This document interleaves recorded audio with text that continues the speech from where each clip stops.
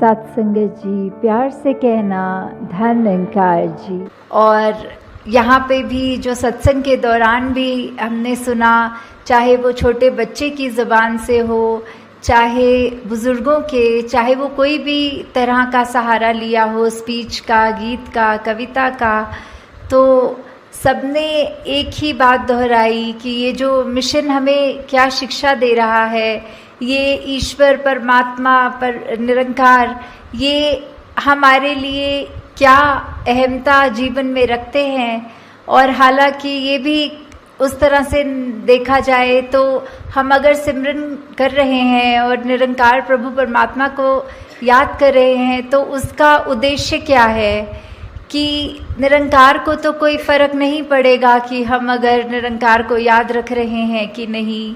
पर हमें अपनी इस जीवन काल में किस तरह जीना है, वो अगर नज़रिए से देखें तो हम सही रास्ते पे हैं कि गलत, वो जो हमारा एक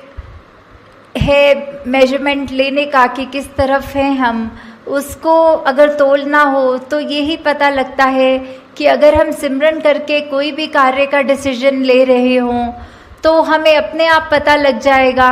कि अगर मन में वो कार्य करने का समझ में आता है कि गिल्ट फ्री हो के एक स्वच्छ तरीके से मन के भाव खुश हो रहे हैं, तो हम बिल्कुल ठीक डायरेक्शन में चल रहे हैं। और अगर वही बात कि हम कोई कार्य करते हुए भी मन में ऐसे सोच आ रहे हैं कि ये डिसीजन तो बिल्कुल जो सत्संग में सुनते हैं ऐसे चीज़ों से बिल्कुल उलट है, तो हम खुद ही समझ सकते हैं कि क्या हमारा वो एक निर्णय करना उस चीज़ पे कि इस समय चाहे वो छोटी बात हो चाहे बड़ी हो, इतना भी हो कि अगर हम एग्जाम्पल के तौर पे आजकल की दुनिया में जहाँ पीयर प्रेशर की बात करते हैं, तो अगर कोई हमारे साथ वाला ऐसा कर रहे हैं जो हमारा मन उस तरह नहीं मान रहा कि ऐसा करना तो उचित नहीं है, तो अगर हम वो कार्य कर लेते हैं और वो अपने आधे दिल से, जैसे हाफ हार्टेडली बोलते हैं, तो उससे समझ में आता है कि निरंकार ने तो हम सबको वो चेतनता दी है वो डिसीजन मेकिंग की, तो वो हम किस रूप में किस तरफ वो लेकर जा रहे हैं। क्या हम सिर्फ उसी लिए ये कार्य कर रहे हैं कि सदियों सदियों से ये कार्य हो रहा है और अब तो ये परंपरा बन गई है, ये एक रूटीन बन गई है, तो हमें ऐसे समय में वो चीज़ों को सोचना कि ये जो भी हम कर रहे हैं ये एक अंधविश्वास की तरह एक ये अंधाधुंध कार्य ना होता रहे, पर किस तरफ हमारी सोच हमें जो सही मार्ग दिखा रही है, जो निरंकार प्रभु परमात्मा का आसरा लेने के बाद जो ये सोच बन जाती है, तो वो कभी भी हमें गलत रास्ते नहीं जाने देता। और साथ ही जहाँ आज हम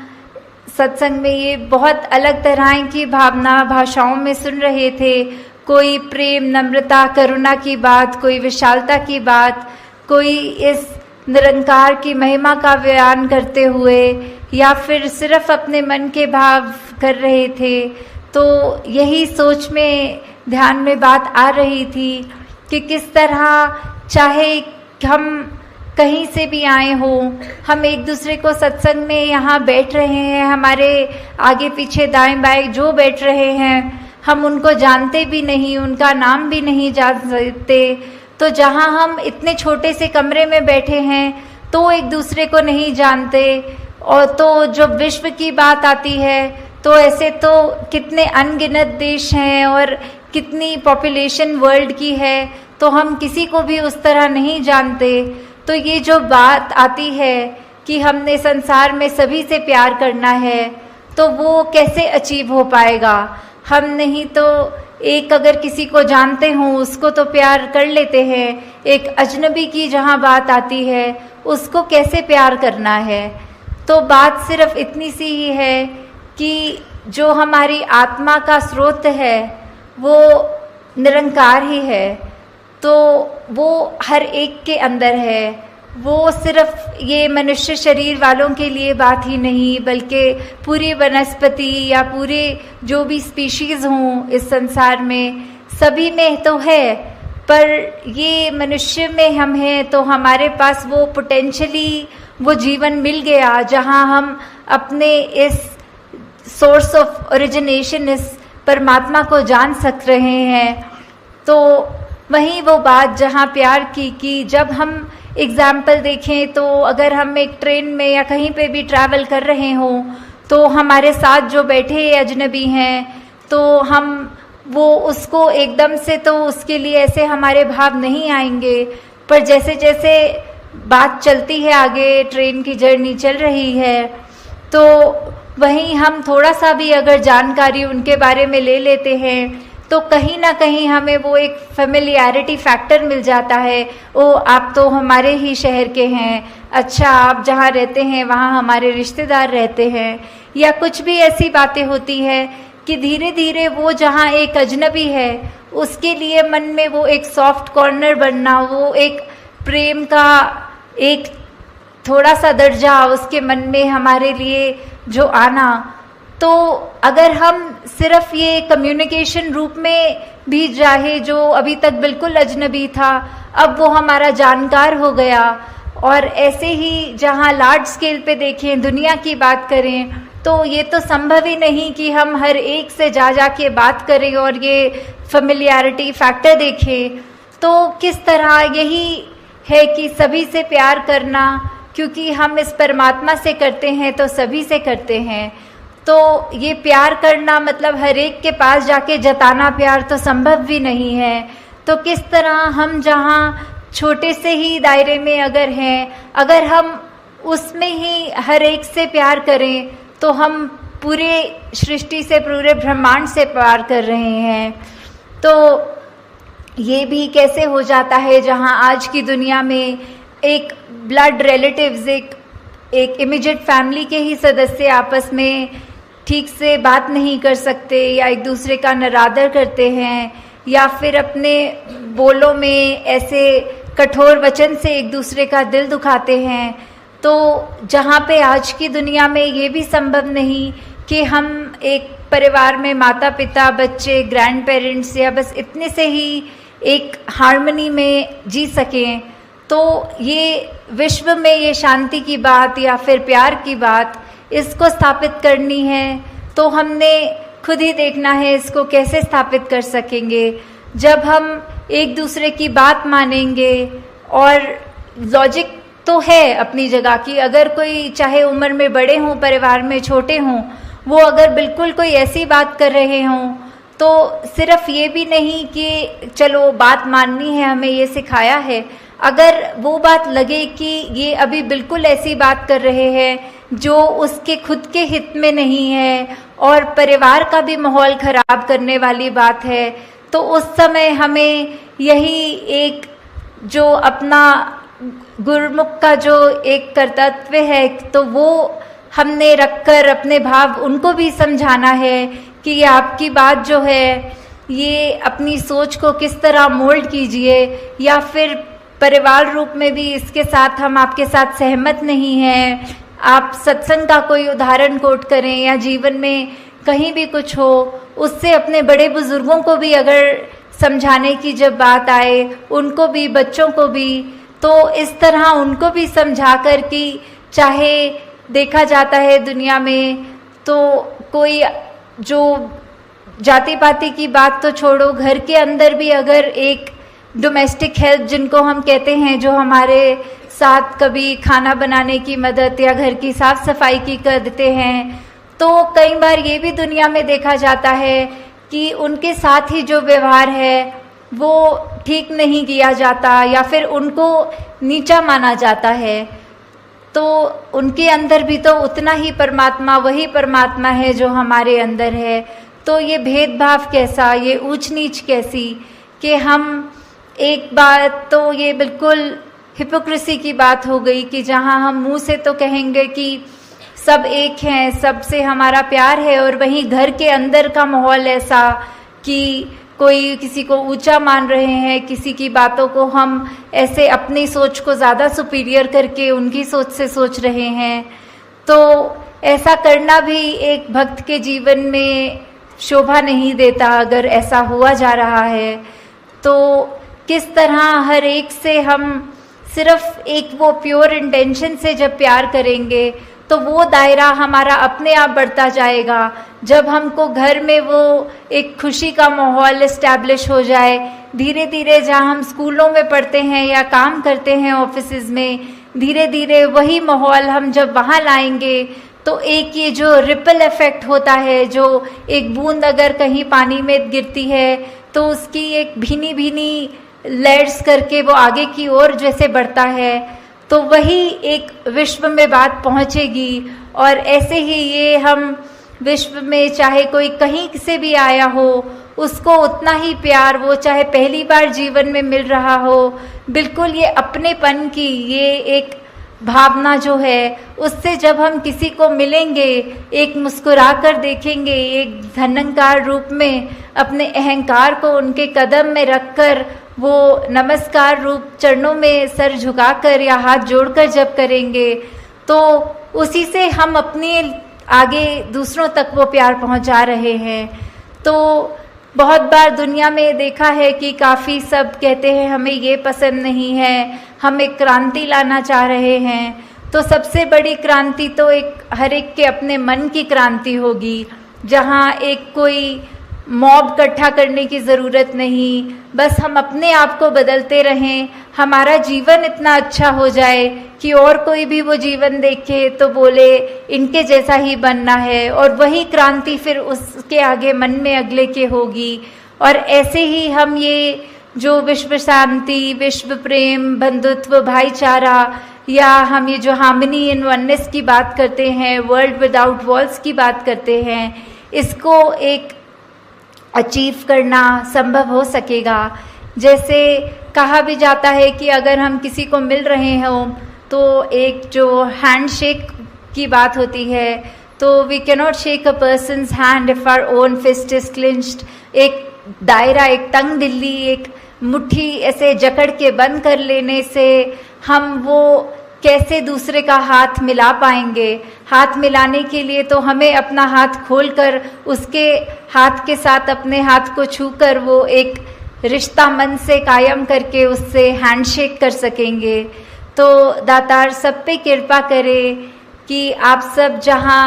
हर पल कोशिश करते हैं कि एक बेहतर इंसान बन सकें, वहाँ पर साथ ही साथ जब तक ये प्रभु परमात्मा निरंकार की सोच मन में है, किस तरह का संतों ने युगों युगों से सिखाया है कि एक मनुष्य की ये ह्यूमन क्वालिटीज़ क्या होती हैं, वो ज़्यादा से ज़्यादा अपने लाइफ में डालने की, उतारने की जब तक हम कोशिश कर रहे हैं, तो हम तब तक एक ठीक डायरेक्शन, एक हमारी दृष्टि, दिशा, हर चीज़ एक तरफ है। तो वो सही तरफ है कि गलत है, वो हमने तय करना है। और वो निरंकार का सहारा लेते हुए अपने आसपास के जो भी संत महात्मा हैं, वो जो अच्छी शिक्षा दें, वो शिक्षा को ग्रहण करते हुए अपने जीवन को और सुधारना है। और दूसरों पे भी कोई टिप्पणी करने की ज़रूरत नहीं कि ये तो बोलते कुछ है, इनकी पर्सनल लाइफ में झांक के देखो तो इनका जीवन तो अलग है। ये सत्संग में तो आकर कहते हैं कि गाली गलोच नहीं करना, और इनके घर अगर जाओ तो ये तो प्यार से ही बात नहीं करते। तो वो उनकी अपनी ज़िंदगी है, वो जो रिश्ता उनका फिर आगे निरंकार को पता है उनके साथ क्या करना है। हमने कुछ वो नहीं सोचना कि ऐसा व्यक्ति कहता कुछ है करता कुछ है। हमें सिर्फ अपने लिए, हमारे हित के लिए क्या है वो देखना है कि अगर ऐसा कोई इंसान जिसका हमें पता है कि कर्म रूप अच्छा नहीं पर वो बात अच्छी कर रहा है, उस बात को ग्रहण करना है। जैसे हम सब ने बहुत बार ये एग्जाम्पल सत्संग में सुना भी है कि बाबा गुरबचन सिंह जी के पास जब सब कोई आए थे महापुरुष और कह रहे थे कि आप कहते हैं कि हर एक में उसकी अच्छाई ढूंढनी है, तो आज सुबह आते समय संगत के एक शराबी जो नाले में गिरा हुआ था वो दृश्य देखने को मिला, तो उसमें से क्या अच्छाई अपने जीवन में डालें। तो बाबा जी ने आगे से यही उत्तर दिया कि आप ये सोच लो कि उसका जो जीवन है, हमें ऐसा अपना जीवन नहीं बनाना। हमें अपनी सोच को या कर्म रूप में इतना नहीं गिराना कि अपना कहाँ लेटे हैं, कहाँ बैठे हैं, व्यवहार कैसा है, वो अच्छा ही रखना है। दूसरों की अगर खामियां हैं तो उससे यही सीखो कि हमारे अंदर ये ऐसी खामी ना आ जाए। तो दासी आपका और समय नहीं लेना चाहती और 11 बजे से सब आप पहले ही संगत आए हैं, तो यही एक कामना रखते हुए कि हर एक महापुरुष जो आज यहाँ है वो सिर्फ अपने ऊपर, स्वयं के सुधार के ऊपर ही फोकस्ड रहते हुए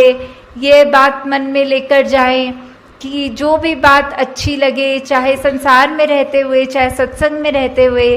किसी की ऐसी बात हो कि अगर एक मनुष्य की 10 बातें बुरी और एक अच्छी, तो भी उस मनुष्य से कैसे प्यार किया जाए, उसको रिस्पेक्ट कैसे कर सकें, वो उसकी एक कोई खूबी लेकर उसको उसी तरह प्यार दिया जाए। तो दातार कृपा करे कि सेवा सिमरन सत्संग आप सबकी झोली में जहाँ हमेशा रहे, वहीं सबका ये जज्बा भी वो कायम रहे, एक सुधार के लिए आगे से आगे बढ़ते चले जाएं। साथ संगत जी, धारणकार जी, ये जो कायम दायम रहने वाला सच जो समय के साथ बदलता नहीं है, और वही बात कि हम सब जो आए हैं, उत्पन्न हुआ है हमारा, ये निरंकार ही है जो हर एक चीज़ का शुरुआत भी इसी में है और अंत भी यही लेता है। तो वैसे ही ये मनुष्य के जो शरीर में हमारी जो आत्मा है, ये इस परमात्मा का ही अंश है, और कैसे इसी के ही आधार में अगर हम अपना जीवन बिताएं तो वो ही जीवन हमारे लिए एक बहुत ही हमारे अच्छाई के लिए हमारे साथ आगे बढ़ेगा। तो जैसे अभी बार बार जिक्र भी हो रहा था कि ये शहर तालों के साथ जुड़ा हुआ है, क्योंकि यहाँ के बहुत ही मशहूर है ताले। तो कैसे कोई महात्मा ने भाव रखा कि हर ताले की चाबी की बात होती है, और कोई महात्मा ने ये भाव रखे कि ये मन में अगर ताला लग जाए तो फिर जो भी गलत भाव होते हैं ये मन में ही वो घुस ही ना सकें। तो वैसे ही दासी के भी जहन में आया कि अगर ये निरंकार जो है वो हर ताले की चाबी है, हर समस्या का हल है, कि कैसे हम अगर किसी भी चीज़ में पढ़ें, अगर हम ये मान के चलें कि आज के युग में अगर दुनिया में देखें तो जंजीरें बहुत हैं, और ये जंजीरों पे अपने अपने रंग के ताले लगे हैं, कहीं पे जात पात के ताले लगे हैं, कहीं पे और ऐसे जो जकड़ के एक अपने आप को हमने बांध लिया है। हम हर एक में ये परमात्मा नहीं देख पा रहे, हम हर एक को अपने आप से नीचा देख रहे हैं। तो ऐसे जो भी द्वेष भाव हमारे अंदर आ रहा है, ये जंजीरों के तालों को अगर ये ब्रह्म ज्ञान रूपी चाबी से हमने खोल दिया, अपने आप को, अपनी रूह को आज़ाद कर दिया, तो दातार उस तरह भी सभी पे कृपा करे कि जैसे ये शहर का नाम भी अलीगढ़ है, तो ये जो अली का जो गढ़ है वैसे ही हमारा मन बन जाए, जिसमें ये परम पिता परमात्मा, ये अली मौला, ये गॉड, ये इस तरह बस जाए, निरंकार पल पल हमारे ज़िंदगी में इस तरह शामिल हो कि फिर हम एक अपनी जीवन में ऐसी खूबसूरती ला सकें अपने आप के अंदर, और जिसके भी हम सब पर्क में आए उनके अंदर। पर शुरुआत हमें जो करनी है वो अपने अंदर से ही करनी है, कि कैसे हम अगर प्रतिदिन ये निरंकार का एहसास करेंगे, सोचें कि हमारा मन साफ रखना है, हमने ये महान जो हमारा विश्वास को एक अटूट बनाना है, उसको करने का सिर्फ एक ही तरीका है कि हम मन से इस निरंकार के साथ जुड़े रहें। और उसको और मजबूती देने के लिए ये सत्संग का भी जो आज आयोजन है या करते हैं, उसके पीछे बात सिर्फ इतनी है कि हम ये एहसास कर पाएंगे, हम अपने लिए, अपने समाज के लिए, ये एक यूनिवर्सल ब्रदरहुड की जहाँ बात आती है, वासुदेव कुटुंबकम की बात आती है, ये उसी तरह हमने कैसे अपने आप में एक जो यूनिटी की बात आती है कि चाहे कितने भी भिन्न भिन्न दिखते हों, ये अंदर से एक होना वाली बात। तो ऐसी कितनी ही चीज़ें हैं जिसको हम सत्संग रूप में आते हैं तो हमारे जीवन के वो पहलू को ये शुद्ध विचार सुन सुन के वो और मजबूती मिलती है। तो उसी प्रकार जब हम ये सिमरन का भी सहारा लेते हैं, उससे भी हमारे मन के जो भी भाव हैं वो निरंकार के आगे अरदास रूप की, जितना भी हमने अगर कोई जाने अनजाने गलती करी तो उसको बख्शवाने की बात, अपने आप को उस तरह अपना अस्तित्व ख़त्म करने की बात। तो वहाँ ये जो सिमरन का हमने सहारा लिया, और सेवा भी अपने मन से बात ये शुरू करें कि सेवा के लिए हमने पहले जो तैयारी करनी है वो अपने मन को दृढ़ करना है, वो अपने मन में वो भाव लाने हैं कि हम सभी के दास भावना रखते हुए कि सभी के दास हैं हम, तो ही सेवा का भी असली शुरुआत वो मन से तभी हो पाएगी। तो आज यहाँ सत्संग में जिस तरह आज आयोजन है और अभी टूर की भी डिटेल्स आप सबने श्रवण करी कि कहाँ कहाँ प्रतिदिन जो सत्संग का एक शहर जिस जगह पे होंगे, तो आज जैसे काफ़ी आप में से महापुरुष समागम पे भी आपके दर्शन हुए और अभी फिर हुए, आगे भी ऐसे सबके होते रहें और दातार सभी पे कृपा करे कि वो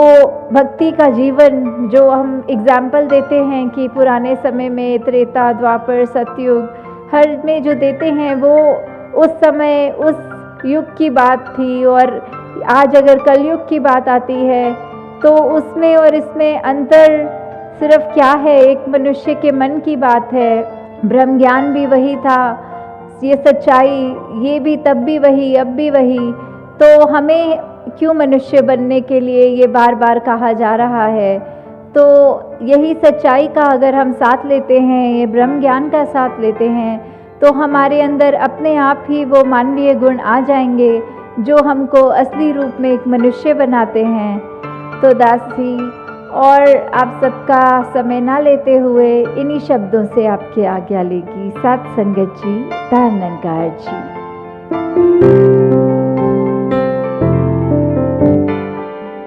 सात संगत जी, प्यार से कहना धन निरंकार जी। सात संगत जी, जिस तरह पुराने भी संतों ने यही जिज्ञासा डालने के लिए और यही बताया है कि जो एक शरीर है, जो मानुष का देह है,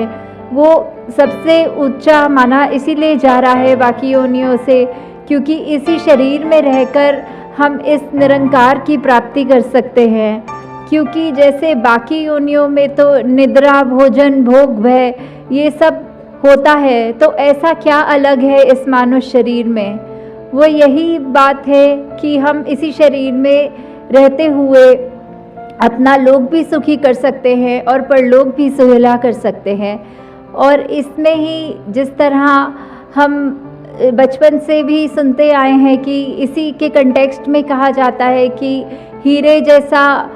ये जो हमारा ज़िंदगी मिला है उसकी कीमत जो है एक हीरे जैसी, उसको हम कौड़ी के मोल पे उसको व्यर्थ गवा देते हैं। अगर अपने असली आत्मा को, इस परमात्मा का जो अंश ही है, उसकी जानकारी ना दे पाएँ, उसके साथ मिला ना पाएँ, तो फिर ये पूरा जीवन व्यर्थ ही है। जैसे एक उदाहरण के तौर पे एक राजा की कहानी जो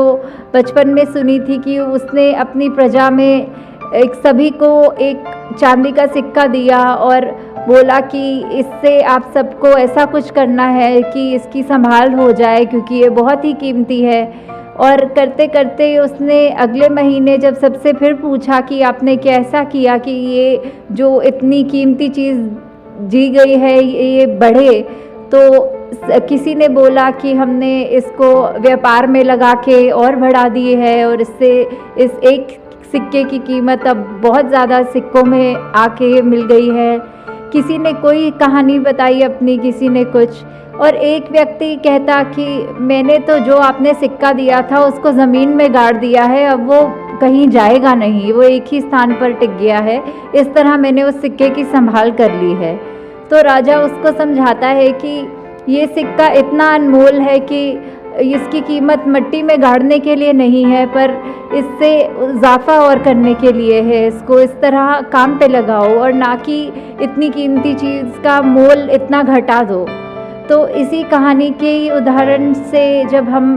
ये सीख प्राप्त कर रहे हैं कि हम भी इस ज्ञान को प्राप्त तो कर चुके हैं, पर क्या हम उसका सही मूल अपनी ज़िंदगी में बिठा पा रहे हैं? क्या हम एक उस लाइट हाउस की तरह खुद जले हुए हैं जो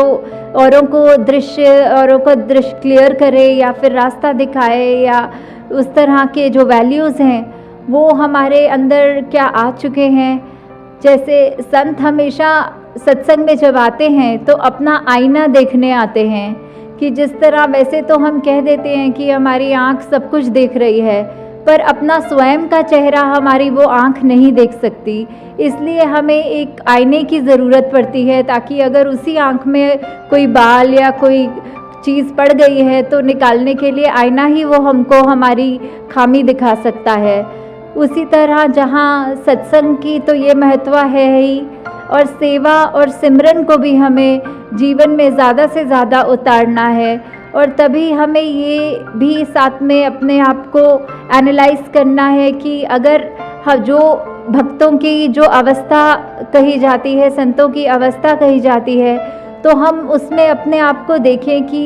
इतने युगों युगों से जिस तरह जो गुण बताए हैं संतों के, क्या वो सब हम में हैं, या अभी भी प्रतिदिन भी अगर कोई सत्संग करके भी हम अपनी उन खामियों को दूर नहीं कर पा रहे हैं।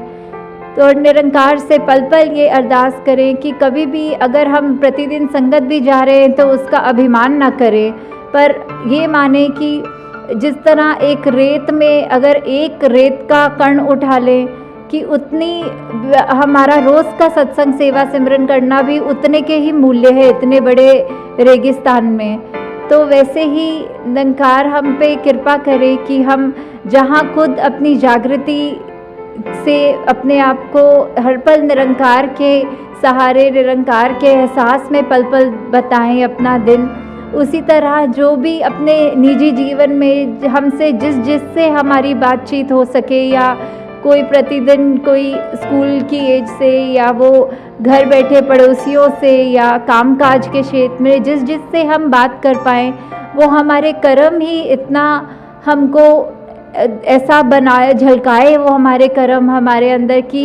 सब अपने आप ही हमसे पूछें कि आप कौन सी सत्संग में जाते हो, अपने साथ आपके साथ ही मिले इस संगत आने को तैयार हों, और अपने आप को भी जहाँ उनकी आत्मा है जो अभी निरंकार से वंचित है, इस परमपिता परमात्मा का ज्ञान नहीं है, वो भी जल्दी से जल्दी अपने ये जीवन मरण के मुक्त को ख़त्म कर पाएँ। साथ संगत जी प्यार से कहना, धन निरंकार जी। साथ संगत जी प्यार से कहना, धन निरंकार जी, कि कोई फ़र्क जो होता है तो वो सारे फ़र्क ये ब्रह्म ज्ञान की दात प्राप्त करके वो मिट जाते हैं। क्योंकि जब ये बात ही पता चल जाती है कि एक ये जो रोशनी है परमात्मा के रूप में, वो रोशनी हमारे अंदर भी है, सामने वाले के अंदर भी है, तो तभी जैसे दासी के पीछे भी ये जो लाइंस लिखी हैं हरदेव वाणी के, कि किस तरह ये अंधेरा छटना ही जब है तो ही ये रोशनी ये कार्य होता है। कि जैसे अंधेरे में तो दीपक हम अगर जलाएंगे तो कितनी भी पुरानी वो अंधेरा हो उस कमरे में, वो उसी पल जगमगाने लगता है। तो वही कर्म ये ब्रह्म ज्ञान का हमारे जीवन में है कि हम चाहे पहले अपने आप में वो क्लैरिटी नहीं थी, पर अब जब वो आ गई तो सब साफ दिख रहा है, सब जिस तरह जो है वैसा ही दिख रहा है, अपने असली रूप में हर एक को हम देख सकते हैं। तो वैसे ही जैसे एक वो लाइन भी है कि the light with in you can not diminish, कि अपने अंदर हमारे जो ये एक रोशनी है वो डिम भी नहीं हो सकती, वो कम भी नहीं हो सकती, वो बंद भी नहीं हो सकती, क्योंकि यही वो रोशनी है जो सदैव से है और जिसकी वजह से सब कुछ जगमगाता है। जो हर एक ज़र्रे ज़र्रे में है वो वही रोशनी है। तो हमें भी बस यही बात याद रखना है कि अंधेरे से तो हम कभी भी, अंधेरा नहीं है जो वो बंद होए, पर सिर्फ़ एक रोशनी है जो अंधेरा बुझा सकती है। तो वैसे ही हम सबको भी वो रोशनी बनना है। हम सबको, हमें जहाँ सद्गुरु बाबा हरदेव सिंह जी महाराज भी वो अक्सर बात कहते थे कि अगर हम पहले तो मोमबत्ती की तरह, वो कैंडल लाइट की तरह खुद तो जगमगाएं, और फिर हमारे साथ जो भी वो बुझे हुए कैंडल्स हैं उनको भी जगमगाने का एक ज़रिया बन सके। और अगर हम वो कैंडल नहीं भी बन सकते, वो कैंडल लाइट हमसे इमिट नहीं हो सकती, तो फिर एक आईना, एक शीशे का काम करें कि चलो खुद अगर उस रूप में नहीं जग पा रहे तो कम से कम ये रोशनी उसको रिफ्लेक्ट करके तो ये जगमगाहट कायम रहे। तो वही बात कि ले देखी कि जब हम दिवाली की बात करते हैं तो वो सिर्फ़ एक दिन की बात नहीं, एक कोई तिथि के साथ या एक कोई घटना के साथ नहीं जुड़ी। वो तो सिर्फ़ यही बात है कि असली रूप में जो दिवाली है वो हमारी रूह की दिवाली है कि हमारा जो अंदर रूह है वो कैसे एक रोशनी के साथ हमेशा जगमगाए। फिर चाहे कैसी भी हवा, आंधी, तूफान कुछ भी आए, वो जो लौ है वो कभी नहीं बुझ सकती, क्योंकि ये कायम दायम रहने वाली ये लौ है, ये मशाल है। तो दातार अंत में दासी और समय नहीं लेगी, बस यही बात कि कैसे हमें इस ब्रह्म ज्ञान, इस निरंकार का ये जो रोशनी हम पे है वो हम अपने अंदर उस तरह कायम रखें कि हम चाह कर भी नहीं फिर बुझ पा रहे। ये शरीर भी जब मिट जाएगा तो भी ये लौ नहीं मिटेगी, ये अपनी और बड़े विस्तार में विशाल के साथ ही जुड़ेगी। तो ऐसे हमें भी जहाँ आज ये खुशियों के मौके मिल रहे हैं उसमें हम अपने मन को जहाँ हर्षित महसूस कर रहे हैं, पर वहीं पर हम ये एक बात भी ये देखें कि अगर निरंकार नहीं, अगर ये कृपा नहीं, तो ये रोशनी हमारे अंदर होने के बावजूद हमें उस रोशनी का एहसास नहीं होता। तो हर पल वही बात जो दासी अक्सर हर सत्संग में कहती है कि कोई भी स्थिति हो, ये शुक्राना फैक्टर जो है वो कांस्टेंट रहना चाहिए उसमें। तो वही कि हम जहाँ पर खुद भी कुछ भी करने के काबिल नहीं, वहाँ हमको ये ब्रह्म ज्ञान प्राप्त करके इतना बड़ा दर्जा मिल जाता है कि हम ब्रह्म ज्ञानी हो जाते हैं। हम वो एक महात्मा रूप में, एक जो बात बोली जाती है कि हर एक को वो इतना एलिवेशन, वो एक उभर के कि बाकी सब एक है, और हम अगर ऐसी कोई दात प्राप्त कर गए हैं तो हमारी भी उस दात की वजह से जो कीमत बढ़ी है, तो हम बस वो कीमत, वो मूल जो वो ब्रह्म ज्ञान है उसको हमेशा याद रखें और उसकी रोशनी से खुद भी चमके और ये नूर घर घर पहुँचे। साथ संगत जी, प्यार से कहना, धन्यवाद जी।